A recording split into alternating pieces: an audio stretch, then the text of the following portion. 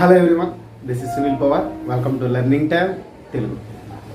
ఆ వీడియోలోకి వెళ్ళే ముందు ఇప్పటి వరకు ఎవరైనా మన ఛానల్ కనుక సబ్స్క్రైబ్ చేసుకోకపోతే సబ్స్క్రైబ్ చేసుకోండి. మనకి గ్రూప్ డి ఎగ్జామ్స్ వచ్చేసరికి ఆగస్టు 17 నుంచి అయితే జరుగుతుంది.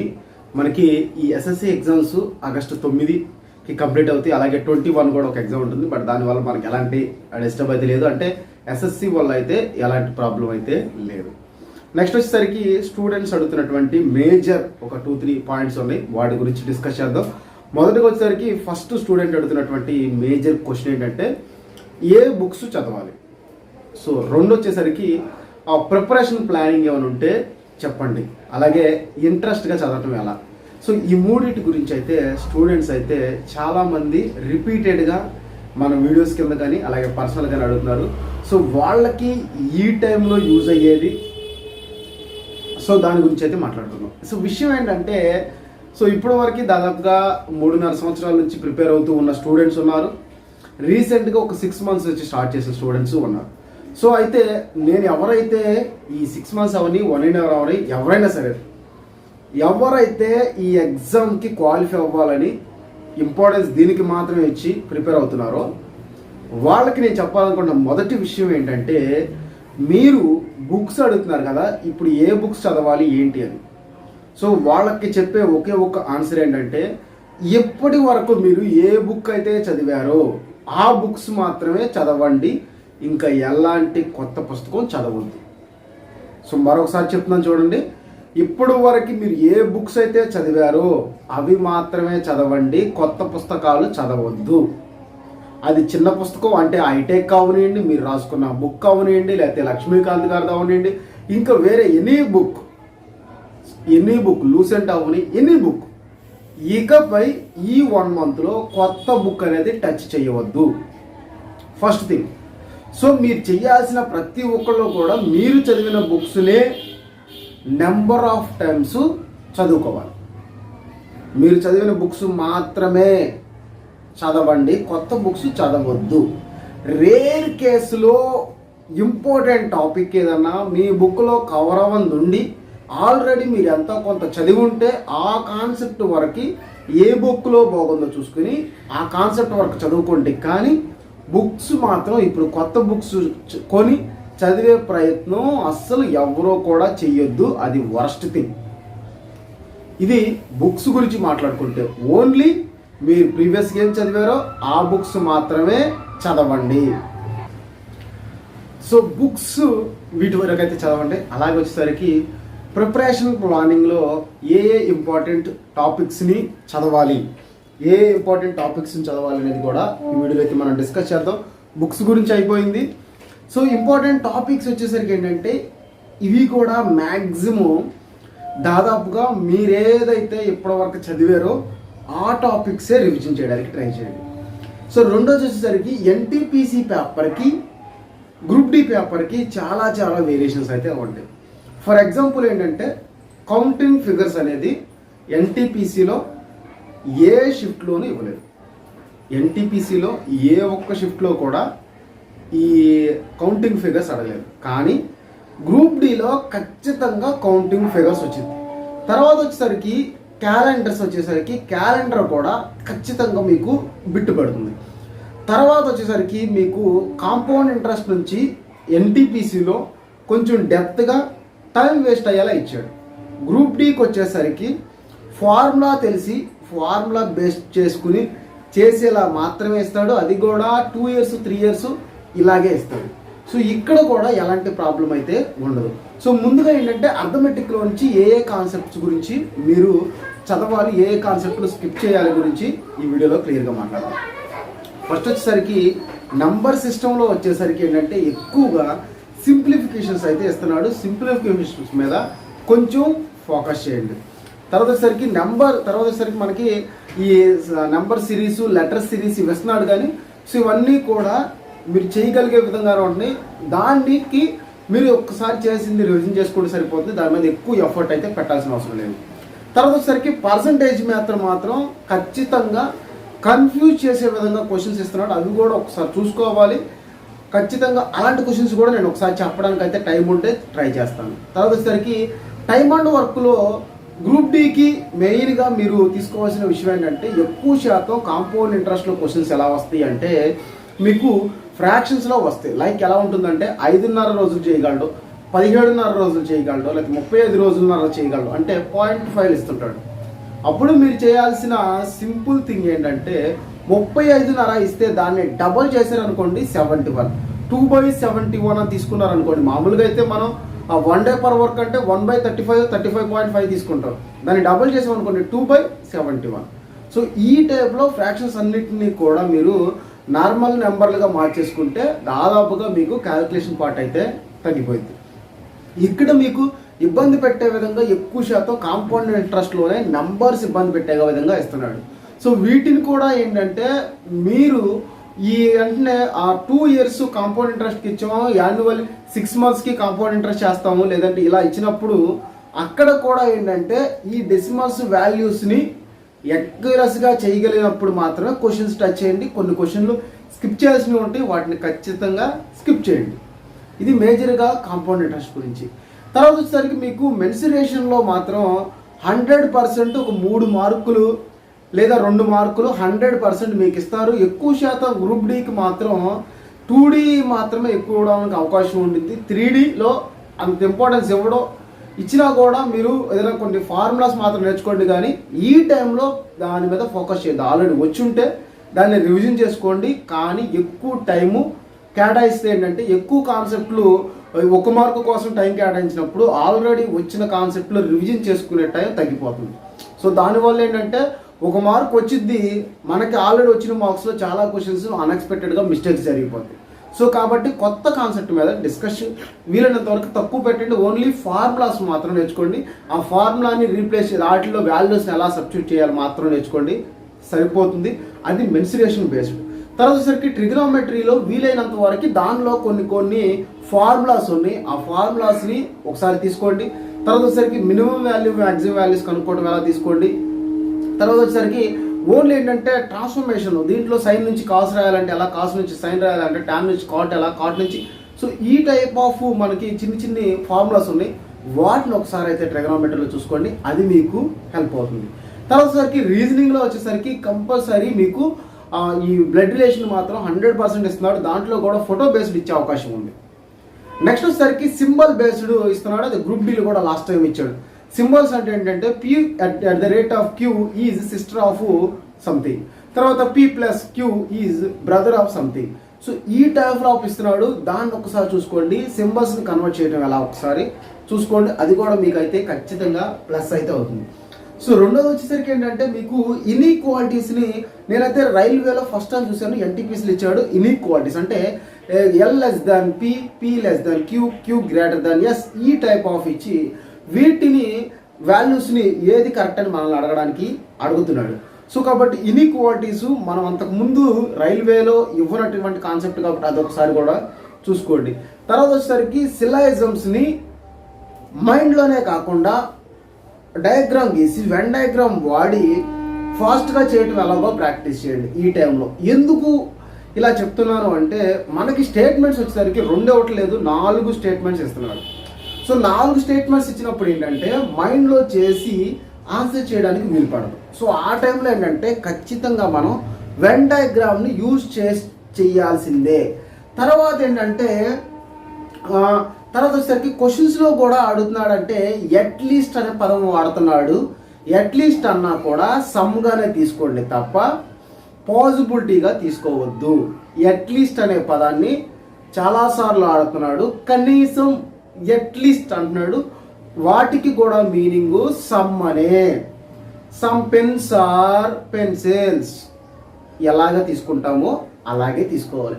అంటే సమ్ పెన్స్ ఈజ్ పాసిబిలిటీ అంటే మీనింగ్ వేరు, అది వేరు. అట్లీస్ట్ అన్నా సమ్ అన్నా కూడా రెండింటి మీనింగ్ ఒకటే, కన్ఫ్యూజ్ అవ్వదు. ఇది సిలాయిజంలో కన్ఫ్యూజ్ చేయడానికి ఉన్నటువంటి 2 ఒకటి వచ్చేసరికి అట్లీస్ట్ అనే వర్డ్ వాడుతున్నాడు, మిగిలిందంతా రెగ్యులర్గానే ఉంది. రెండోది వచ్చేసరికి మీ టైం వేస్ట్ చేయడానికి 4 స్టేట్మెంట్లు 4 కంక్లూషన్స్ ఇస్తున్నాడు. సో ఇది చేయాలంటే 100% మీరు వెన్ డయాగ్రామ్తో మాత్రమే చేయగలరు, ఇంకా వేరే విధంగా చేయడానికి టైం వేస్ట్ అయిపోతుంది, మిస్టేక్స్ ఎక్కువ జరుగుతాయి. రెండోది వచ్చేసరికి కంక్లూజన్స్, స్టేట్మెంట్ అండ్ కంక్లూజన్స్ వచ్చేసరికి ఖచ్చితంగా మీకు 100% తెలిస్తేనే పెట్టండి. తెలియలేదు అంటే మాత్రం స్కిప్ చేసేయండి. తెలిసిన క్వశ్చన్ పెట్టడానికి ట్రై చేయండి. ఎందుకనంటే దాదాపుగా స్టేట్మెంట్ అండ్ కంక్లూజన్స్ కానీ, ఆర్గ్యుమెంట్స్ కానీ, దాదాపుగా నేను డిస్కస్ చేసిన ఫ్రెండ్స్ కానీ, రాసిన ఎగ్జామ్స్లో కానీ 10 మందిలో ఒకళ్ళు ఇద్దరు మాత్రమే రైట్ అవుతుంది. మిగిలిన 8 మంది కూడా దాదాపుగా మిస్టేక్సే పెడుతున్నాడు. సో మీరు ఇలా మిస్టేక్స్ పెట్టకుండా ఉండాలంటే 100% ఇచ్చిన క్వశ్చన్ కింద కంక్లూజన్స్ 100% క్లారిటీగా ఇస్తే మాత్రమే పెట్టండి. మీరు అజ్యూమ్ చేయాల్సి వస్తే మాత్రం పెట్టద్దు. సో ఎందుకనంటే ఎగ్జామ్ పాయింట్ ఆఫ్ వ్యూలో మనం ఆలోచించి పెట్టాలి తప్ప మన పాయింట్ ఆఫ్ వ్యూలో ఆలోచిస్తే ఎక్కువ శాతం మిస్టేక్స్ జరగడానికి పాసిబిలిటీ ఉంది. సో కాబట్టి ఏంటంటే మ్యాక్సిమం కూడా మీరు ఏం చేస్తారంటే ఎగ్జామినర్ పాయింట్ ఆఫ్ వ్యూలో ఆలోచించగలిగి అది కరెక్ట్ అనిపిస్తే పెట్టండి, లేదా కొన్ని క్వశ్చన్స్ స్కిప్ చేసేయండి. తర్వాత వచ్చేసరికి ఇది రీజనింగ్లో రిమైనింగ్ ఏంటంటే ఆల్రెడీ ఇప్పటి వరకు ఏదో ఒక వీడియోలో మనం డిస్కస్ చేసినాయి కాబట్టి నేను డెప్త్గా చెప్పడం లేదు. తర్వాత అలాగే మనకి ఈ ఫజిల్స్ని బాగా ప్రాక్టీస్ చేయండి. ఫజిల్స్ని వీలైనంత ఫాస్ట్గా సిట్టింగ్ అరేంజ్మెంట్లో 8 మెంబర్స్ లైన్, నార్త్ ఫేసింగ్ ఉన్నది ఒక type of puzzle, 8 members circle ఒక టైప్ ఆఫ్ పజిల్, తర్వాత వచ్చేసరికి హైట్ బేస్డ్ ఇచ్చేవి అదొకటి. సో ఈ 3 కూడా మీరు ఎక్కువ డెప్త్గా ఇవ్వడం, అలా అని చెప్పి మరీ ఈజీగా ఇవ్వడం, టైం కిల్ చేయడానికి ఇచ్చే ఈ 3 ఖచ్చితంగా ఫజిల్స్. ఒక 3 ఫజిల్స్ అయితే ఎగ్జామ్లో మనం 100% ఎక్స్పెక్ట్ చేయొచ్చు. ఒక్కొక్క ఫజిల్కి ఒక క్వశ్చన్ మాత్రమే ఇస్తాడు. సో మీరేం చేయాలంటే ఫజిల్స్ని చూడగానే మనం విత్ ఇన్ 20 సెకండ్స్ 30 సెకండ్స్లో ఎలా చేయాలో ప్రాక్టీస్ చేయండి. ఫజిల్స్ చాలా ఇంపార్టెంట్. అలాగే లైన్ బేస్డ్ సిట్టింగ్ అరేంజ్మెంట్ అంటే లైన్ బేస్డ్ ర్యాంకింగ్ మీద కూడా 100% మీకు ఒక క్వశ్చన్ పడుద్ది. మీ లక్ బాగుంటే 2 క్వశ్చన్స్ కూడా పడతాయి. దానిలో పడే క్వశ్చన్స్ కూడా మాట్లాడుకుంటే ఏంటంటే ఒక పర్సన్, రాము అనే పర్సన్ లెఫ్ట్ నుంచి 20 పొజిషన్, రమేష్ అనే పర్సన్ రైట్ సైడ్ నుంచి 20 పొజిషన్లో ఉంటే వీళ్ళిద్దరూ ఇంటర్చేంజ్ అయిన తర్వాత ఈ రమేష్ అనే పర్సన్ రైట్ సైడ్ నుంచి అతని యొక్క నెంబర్ ఎంత, ఇది వన్ ఆఫ్ ద రైల్వేలో ఇంపార్టెంట్ మ్యాక్సిమం అడగడానికి ఉన్నటువంటి క్వశ్చన్. సో తర్వాత టోటల్ నెంబర్స్ అందరికీ తెలిసిందే, లెఫ్ట్ సైడ్ ఎంతమంది ఉన్నారు, రైట్ సైడ్ మెంబర్స్ ఎంతమంది ఉన్నారు తెలిసిందే. ఇంకొక కన్ఫ్యూజ్ చేసే విషయం ఏంటంటే ఈ ఇంటర్చేంజ్ అనేది ఎగ్జామ్లో దాదాపుగా మీకు ర్యాంకింగ్ మీద పడిందంటే ఇది ఖచ్చితంగా పడుతుంది. ఇన్ కేస్ ఇది మిస్ అయితే పడే క్వశ్చన్ ఏంటంటే బిట్వీన్ ద 2 పీపుల్, ఇద్దరికి మధ్యలో ఎంతమంది ఉన్నారు అనేది రెండో క్వశ్చన్. సో వీటిని కూడా మీరు ఒక్కసారి ప్రాక్టీస్ చేయండి. ప్రాక్టీస్ చేయకుండా ఎగ్జామ్కి వెళ్ళొద్దు. ఎందుకు అంత పర్టికులర్గా చెప్తున్నానంటే పర్టికులర్గా ఆప్షన్స్ ఎలా ఉన్నాయి అంటే ఆన్సర్ కనుక 20 అయితే 19, 20, 21, 22 అంటే మనం ఎక్కడ మీరు చిన్న మిస్టేక్ చేసినా ప్రాక్టీస్ లేకపోతే మిస్టేక్, ఆల్రెడీ మీకు ఇవన్నీ వచ్చు. ప్రాక్టీస్ లేకుండా చిన్న మిస్టేక్ చేశారు అంటే ఆటోమేటిక్గా 20కి అదే ఒక 20, 23, 25, 17 ఎలా ఉంటే ఆటోమేటిక్గా యాక్యురసీగా పెట్టేస్తాం. ఎప్పుడైతే పక్క నెంబర్లు వచ్చినాయో దాదాపుగా కన్ఫ్యూజ్ అవ్వడానికి ఎక్కువ పాసిబిలిటీ ఉంది. సో ఇది ఒకటి ప్రాక్టీస్ చేయండి. ఎగ్జామ్లో కన్ఫ్యూజ్ చేస్తుంది puzzles, blood relation, sitting arrangement, ranking based, ఇవి మీకు కన్ఫ్యూజ్ చేసేవి. తర్వాత వచ్చేసరికి ఆల్ఫాబెట్స్ అందరూ కూడా ఖచ్చితంగా పి అనగానే 16 అని, క్యూ అనగానే 17 అని, ఓ అంటే 15, జెడ్ అంటే 26, ఎక్స్ అంటే 24. సో ఇంత ఫాస్ట్గా చెప్పే విధంగా నేర్చుకోండి. ఎందుకంటే వీటిని బేస్ చేసుకుని ఎగ్జామ్ ఇస్తున్నాడు. లెటర్స్, నెంబర్స్ని బేస్ చేసుకుని మీకు ఎగ్జామ్లో క్వశ్చన్ అయితే అడుగుతున్నాడు. సో కాబట్టి ఖచ్చితంగా దీన్ని కూడా మీరు ఈ 25 డేస్లో కొంత టైం అయితే కేటాయించండి. సో ఇది మనకి అర్థమెటిక్ రీజన్ గురించి మాట్లాడుకుంటే తర్వాత వచ్చేసరికి కరెంట్ అఫైర్స్ కూడా ఎలా ఇస్తున్నాడు అంటే 2022 మ్యాక్సిమం అడగడు, చాలా రేర్, ఎక్కువ శాతం 21 అడుగుతాడు. సో క్వశ్చన్ కూడా ఎలా ఉంటుందంటే 2021లో ఒక నేషనల్ హైవే ఓపెన్ చేయడం జరిగింది. ఆ టైంలో ఓపెన్ చేసిన పర్సన్ ఎవరో అని అడుగుతున్నాడు. సో మీకు ఉండాల్సిన క్లారిటీ అంటే రోడ్ అనగానే రోడ్ అండ్ ట్రాన్స్పోర్ట్ మినిస్టర్ ఎవరు, ఆ టైంలో ఎవరున్నారు. ఇంకా మీరు అక్కడ బ్లైండ్గా ఆన్సర్ పెట్టేయడమే. ఎందుకంటే మీకు రోడ్ అంటే రోడ్డే ఉంటాడు. 99% ఏ దానికి వాళ్ళే ఉంటారు. 1% మాత్రమే వేరే పర్సన్ వస్తాడు. వచ్చినా కూడా అది ప్రెసిడెంటే అయి ఉంటాడు. ప్రెసిడెంట్ అయి పిఎం వీళ్ళిద్దరు మాత్రమే. నార్మల్గా వేరే పర్సన్ ఇన్వాల్వ్ అవ్వడం. సో నాది అగ్రికల్చర్ అయితే మ్యాక్సిమం నేను ఉంటాను, లేదా నా ప్లేస్లో పిఎం లేదా ప్రెసిడెంట్ ఉంటారు, థర్డ్ పర్సన్ ఇంకా వేరే పర్సన్ ఎంటర్ అవ్వడానికి పాసిబిలిటీయే లేదు. అంటే మీరు ఏం చేయాలంటే ఈ సంవత్సరం ఎంపీస్ వీటిని మినిస్ట్రీస్ చదివేటప్పుడు ఒక్కసారి మీరు 2021లో కూడా ఎవరున్నారో ఒక్కసారి క్రాస్ చెక్ చేసుకుంటే మీకు బిట్టు డైరెక్ట్గా పెట్టేయచ్చు. ఇప్పుడు గుజరాత్లో వాటర్కి రిలేటెడ్ సంబంధించి ఒక ప్రాజెక్ట్ కట్టారు, దాన్ని ఎవరు ఓపెన్ చేశారంటే ఎవరవుతారు? వాటర్ రిలేటెడ్ ఎవరు ఉన్నారో వాళ్ళు అవ్వాలి, లేదా ప్రైమ్ మినిస్టర్ అవ్వాలి. సో లేదంటే వర్స్ట్ కేసులో మనకి ఈ వాటర్కి సంబంధించి ఒక ఇష్యూ జరిగింది, వాటర్కి సంబంధించి పోస్ట్ ఆఫీస్ సంథింగ్ మనకి కేరళలో ఓపెన్ చేశారు. ఎవరు ఓపెన్ చేశారు అంటే పినరాయి విజయన్ ఎవరో సీఎం ఓపెన్ చేశాడు. అంటే మనకి కాన్సెప్ట్లో క్లారిటీ వచ్చింది. మనకి కొన్ని ఉంటాయి కదా state issues, central issues, combined issues. So వీటిలో మనకు తెలిసి ఉంటే ఆటోమేటిక్గా ఆ ఇష్యూని బేస్ చేసుకుని కూడా స్టేట్ వాళ్ళు చేశారా లేదంటే సెంట్రల్ వాళ్ళు చేశారా అనేది కూడా మనకి ఒక క్లారిటీ అయితే వచ్చేసింది. సో అందుకని వాటిని చదివేటప్పుడు కూడా ఒక్కసారి మీరు మైండ్లో పెట్టుకుని చదవండి, దాని మీద బిట్ అయితే ఖచ్చితంగా పడుతుంది. సో ఇది వచ్చేసరికి కరెంట్ అఫైర్స్ బేస్. అలాగే 2021-22 కరెంట్ అఫైర్స్లో స్పోర్ట్స్ చూడండి. స్పోర్ట్స్లో నుంచి 100% ఖచ్చితంగా డ్యామ్ షూర్గా ఒక బిట్టు పడుద్ది. వాటిలో కూడా ఎక్కడికో మిమ్మల్ని ఇబ్బంది పెట్టడం విన్నర్ని మాత్రమే అడుగుతున్నాడు. విన్నరు లేదంటే బెస్ట్ ప్లేయర్ అవార్డు వచ్చింది, అవార్డు వచ్చిన వాళ్ళు అంటే మనం చదవాల్సింది ఏంటంటే అవార్డ్స్, విన్నర్స్. ఇంకా మిగిలినవి ఏవి కూడా మ్యాక్సిమం ఎక్కడ జరుగుతుంది ఇవన్నీ కూడా మ్యాక్సిమం స్కిప్ చేసేసాడు. ఇటు వరకు అడిగేవాడు, ఇప్పుడు అడగట్లేదు. ఇన్ కేసు ఒకవేళ డౌట్ ఉంటే ఏంటంటే ఎక్కడ అడుగుతాడో కూడా తీసుకోండి. అలాంటిది కూడా ఎలా ఉండిద్ది అంటే మనకు శ్రీలంకలో ఒక ఈవెంట్ జరగాల్సి ఉండి క్యాన్సిల్ చేసేసాడు. కాబట్టి ఈ ఈవెంట్ ఎక్కడ జరగాల్సిందని అడగడానికి అవకాశం ఉంది. సో ఇష్యూ జరిగితే మాత్రమే ఈవెంట్స్ పెట్టుకోండి, లేదంటే విన్నర్స్ని వీటిని మాత్రమే తీసుకోండి. ఇది స్పోర్ట్స్ రిలేటెడ్, అవార్డ్స్ రిలేటెడ్. తర్వాత వచ్చేసరికి నేను మీకు హిస్టరీకి సంబంధించి బుక్స్ చెప్పాను, ఆ బుక్స్లోంచి కూడా క్వశ్చన్ పడుతుంది. అయితే రీసెంట్ బుక్ పడాలి లేదా ఓల్డ్ బుక్లో నుంచి అయితే ఒక క్వశ్చన్ 100% వస్తుంది బుక్స్లో నుంచి. అది కూడా ఎప్పుడు వచ్చిందంటే ఆ బుక్కి ఏదో ఒక అవార్డు వచ్చి ఉండాలి. అంటే 2021లో కానీ 2020లో కానీ 2022లో కానీ అవార్డు ఖచ్చితంగా వచ్చి ఉంటేనే ఆ క్వశ్చన్ ఇస్తాడు, లేదంటే దాదాపుగా ఎవరు 99% 2021లో జరిగిన ఇష్యూవే. అంటే ఒక బుక్ ఏదో ఒక అవార్డు వచ్చి ఉంటేనే ఆ బుక్ రిలేటెడ్ పర్సన్ మాత్రమే టచ్ చేస్తాడు, లేదంటే టచ్ చేయడు. సో ఇవి కూడా చూసుకోండి, ఇవి కూడా మీకు హెల్ప్ అవుతుంది. తర్వాత వచ్చేది ఏంటంటే కరెంట్ అఫైర్స్లో ఇవి మేజరు, ఈ టాపిక్స్ ఎక్కువ కవర్ చేయండి, మిగిలినవన్నీ కూడా సింగిల్గా పడతాయి. తర్వాత వచ్చేసరికి ఇంకొక విషయం ఏంటంటే మీకు సైన్స్ మీద మాత్రం ఎక్కువ శాతం మీరు ఫోకస్ చేసింది సైన్స్. ఎందుకంటే అర్థమెటిక్ రీజనింగ్లో 100లో 90 మంది అర్థమెటిక్ రీజనింగ్లో దాదాపుగా నీకు ఎన్ని మార్క్స్ వస్తాయో మిగిలిన వాళ్ళకి అందరికీ కూడా 1-2 మార్కులు డిఫరెన్స్ తప్పితే ఎక్కువ డిఫరెన్స్ ఉండదు, దాదాపుగా అందరికీ వస్తాయి. బట్ కానీ ఏంటంటే మీరు సైన్స్లో మాత్రమే మిగిలిన వాళ్ళకంటే ఎక్కువ తెచ్చుకోవడానికి స్కోప్ ఉండదు. ఈవెన్ నేనున్నాను ఇప్పుడు సైన్స్లో కంపేర్ చేస్తే నాతో పాటు వాళ్ళకంటే నేను కంపేర్ చేస్తే నాకు తక్కువ వస్తే మిగిలిన వాళ్ళకి ఎక్కువ వస్తాయి. బట్ ఇప్పుడు నాకు అర్థమెటిక్ రీజనింగ్లో ఎంత వస్తాయో మిగిలిన వాళ్ళకి కూడా 1-2 మార్కుల కంటే ఎక్కువ డిఫరెన్స్ రావట్లేదు. ఎందుకంటే పేపర్ లెవెల్లో ఈజీగా ఇచ్చినప్పుడు అందరికీ ఈజీనే, మోడరేట్ లెవెల్లో ఇచ్చినప్పుడు మాత్రమే అందరూ చేయలేని మనం చేస్తాం. మిగిలిన టైంలో అర్థమెటిక్ రీజనింగ్ ఆల్మోస్ట్ అందరూ కూడా ఈక్వలే. కాబట్టి సైన్స్లోనే స్కోర్ చేయండి. సైన్స్ మీద ఈ 1 మంత్ ఎంత ఎక్కువ మీరు టైం కేటాయిస్తే మీరు ఎగ్జామ్లో అన్ని ఎక్కువ మార్క్స్ అయితే మీరు గెయిన్ చేయగలుగుతారు. మ్యాక్సిమం టైము సైన్స్కి కేటాయించండి, అర్థమెటిక్ రీజనింగ్ని రివిజన్ పెట్టండి. మీకు నేనైతే కాన్సెప్ట్లు చెప్పానో వాటిని మాత్రం రెగ్యులర్గా రివిజన్ చేసుకోండి. వాటిలోని ఎక్కువ మిస్టేక్స్ జరగడానికి అవకాశం ఉంది. సో ఇది మనకి ప్రిపేర్ అయ్యేటప్పుడు ప్రిపరేషన్ ప్లానింగ్ ఏమీ లేదు, ఓన్లీ రివిజన్.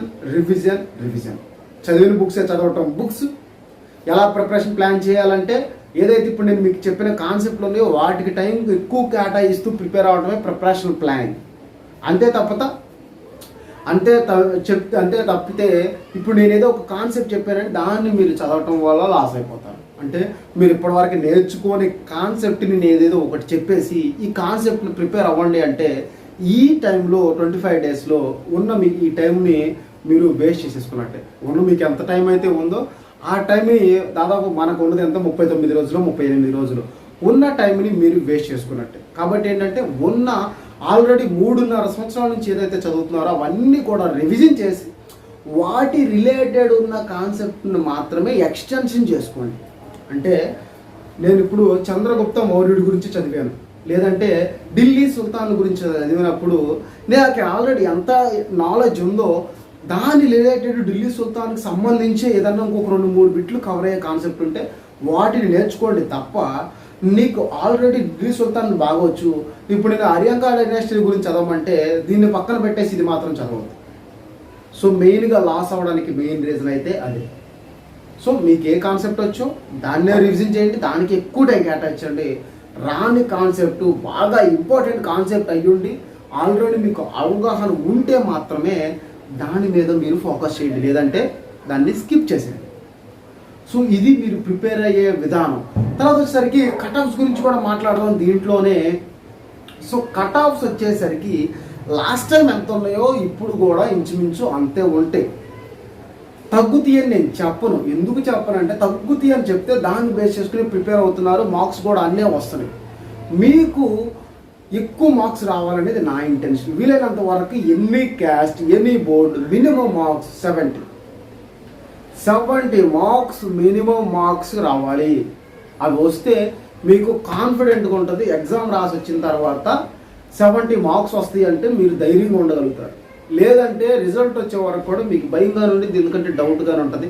కట్ ఆఫ్ ఎంత ఉన్నా సరే ఒక 70 మార్క్స్ కనుక తెచ్చుకుంటే ఎన్ని క్యాస్ట్ 100కి 99.9% ఎన్ని క్యాస్ట్కి జాబ్ వస్తుంది.